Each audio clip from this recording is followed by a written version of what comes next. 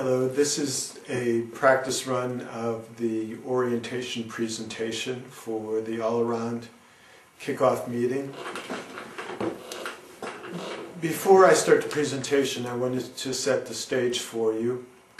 I will be greeting people. There will be a friend who will be at a kind of reception sign-in desk. She'll sign them in, get their name and email, and give them a name tag. And I thought of, for an icebreaker, on their name, below their name, they would put a goal that they had, one of their hobbies, and either a skill that they have and like to teach, or a skill that they're looking to learn. And so then they would go into the main room. There would probably be Fred or you who's assisting me, and and they would kind of talk, and we would have encouraged them to talk to each other and break the ice based on what's on their name tags. If you have a different idea for an icebreaker, you could suggest it.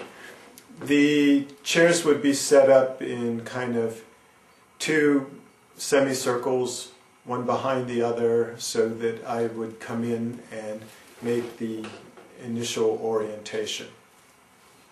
I will have some flip charts made professionally, blow-ups of just Word documents. Icon can make them. So there'll be either a flip chart or a foam core board. And what I emailed to you is just the smaller version of it, as like pieces of a Word document. So if you print that out, hopefully you printed that out, and so you can follow along with me. The first flip chart is going to be orientation for today. And I'll start my little timer. I'm going to begin with some opening comments.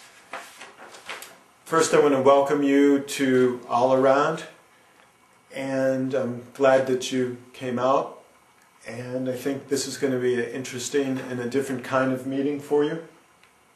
Let me say that the purpose of All Around is different than most kinds of groups that I know of.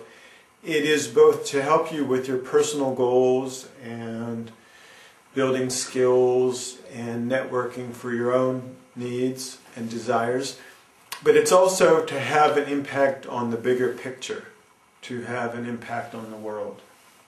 So it's a blend of self-help and world help.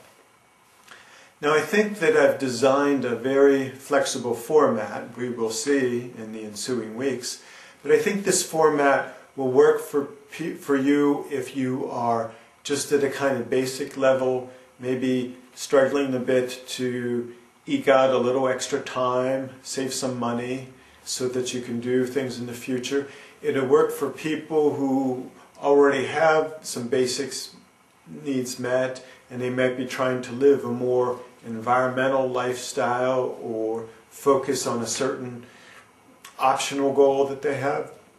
And I think it'll also work for people who are fairly highly functional, and they might be looking to reach out to others, to help others, and their goals are along the lines of helping people or learning skills so that they can help more effectively.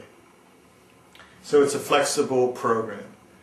Now, in this 30-minute orientation, we'll be doing one 5-minute exercise, and I'm going to, during the rest of it, I'm going to be covering a lot of different material.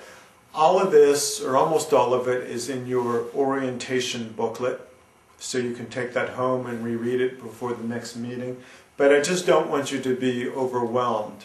There are a lot of optional structures that I will be mentioning. You're not going to need to use it all or master all of it at once. So I just want you to relax, try to pick up what you can, and in the ensuing weeks, if you come back, you'll learn the ropes. Okay? First thing I want to talk about is the basic all-around format.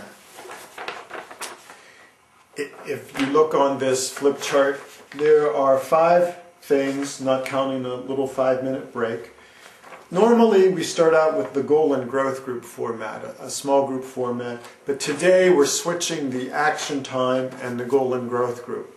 And instead of you learning various different skills, the skill that I'm going to be teaching, in a sense, is how to do the meeting, what happens during the meeting.